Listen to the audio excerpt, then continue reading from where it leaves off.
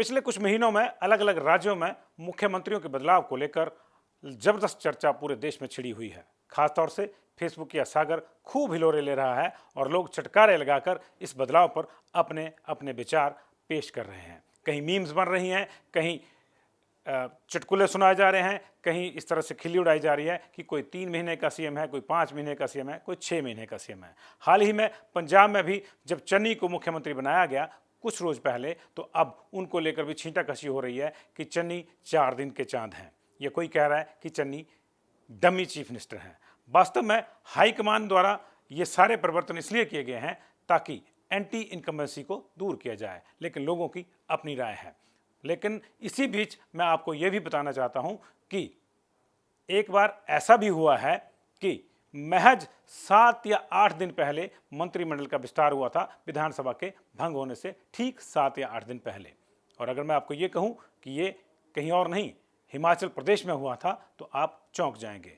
बहुत से लोगों को ये याद नहीं होगा, लेकिन जी बिल्कुल ऐसा ही हुआ था हिमाचल प्रदेश में।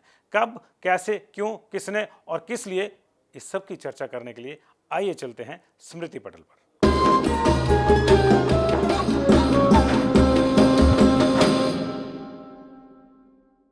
बात 1997 की है।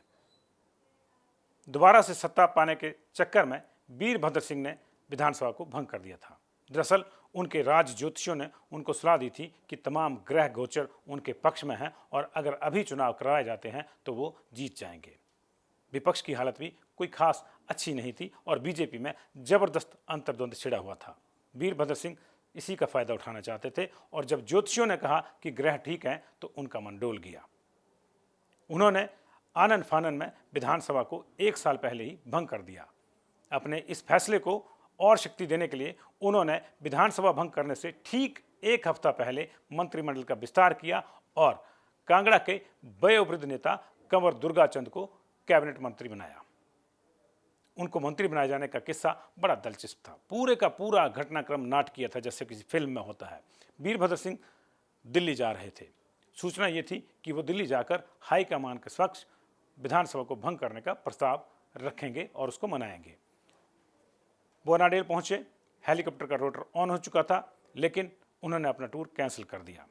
वापस आए, आनन फानन में कंवर दुर्गाचंद को मंत्रिमंडल के सदस्य के रूप में शपथ दिलाई गई और उसके बाद वीरभद्र सिंह दिल्ली चले गए और वहां जाकर उन्होंने हाईकमान को अपने फैसले के लिए मनवा लिया। 1 हफ्ते के बाद विधानसभा भी भंग हो गई, लेकिन इस सारे चक्कर में कंवर दुर्गाचंद कुछ दिन के लिए ही सही मंत्री बन गए।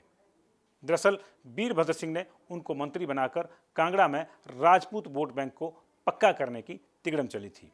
उस तिगड़म के क्या नतीजे हुए, कैसे वीरभद्र सिंह उस चुनाव के बाद सिर्फ 11 दिन के लिए मुख्यमंत्री बने और बहुमत साबित नहीं कर पाने की स्थिति में वो इस्तीफा देकर चले गए, ये कहानी आप जानते होंगे। लेकिन बहुत कम लोग जानते होंगे कि कंवर दुर्गाचंद कौन थे।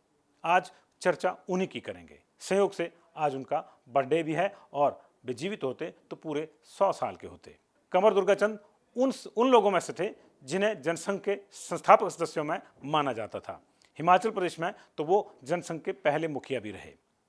उन्होंने 1967 से 77 तक लगातार विधानसभा का प्रतिनिधित्व किया। इन 10 सालों में वे 72 से लेकर 77 तक नेता प्रतिपक्ष भी रहे। 1977 में उन्होंने संसद का चुनाव लड़ा और वे कांगड़ा के बीजेपी के पहले सांसद बनकर चुने गए। शांता कुमार उन्हें अपना राजनीतिक गुरु मानते थे, लेकिन बाद में कुछ ऐसा हुआ कि चेले के शक्कर हो जाने के डर से और खुद गुड़ रह जाने की चिंता से कंवर दुर्गाचंद ने बीजेपी से किनारा कशी कर ली और वे दूसरी पार्टियों में चले गए। फिर वे लोकदल, जनता दल से होते हुए अंततः कांग्रेस में पहुंचे। कंवर दुर्गाचंद ने 1985 का चुनाव लोकदल के टिकट पर और 1990 का चुनाव जनता दल के टिकट पर थुरल से लड़ा। 1993 में वे रविंद्र रवि से हार गए और लगा कि उनकी पारी का अंत हो गया है, लेकिन शायद अभी ऐसा नहीं था और उनकी सियासी पारी बची हुई थी। 1993 में शांता कुमार को सुलह से हराने वाले मानचंद राणा का 1 साल के बाद ही निधन हो गया। वीरभद्र सिंह ने सुलह की सीट से इस बार कंवर दुर्गाचंद को टिकट दिया और वो वहां से जीत गए। उपचुनाव में जीत के बाद उनको लघु बचत बोर्ड का अध्यक्ष बनाया गया और जाते जाते वीरभद्र सिंह ने कमाल कर दिया और उनको कुछ दिन के लिए सही लेकिन कैबिनेट मंत्री का दर्जा दे दिया और इस तरह से कंवर दुर्गाचंद का तमाम सियासी सफ़र टेढ़े मेढ़े रास्तों से होकर गुजरा। लेकिन बात अगर उनके निजी जीवन की करें तो बहुत ही सादा किस्म के इंसान थे। पूरी तरह से राजनीति की शान शौकत से दूर रहते थे और आम आदमी की तरह जीवन व्यतीत करते थे। अक्सर लोग उन्हें बसों में सफ़र करते हुए देख सकते थे।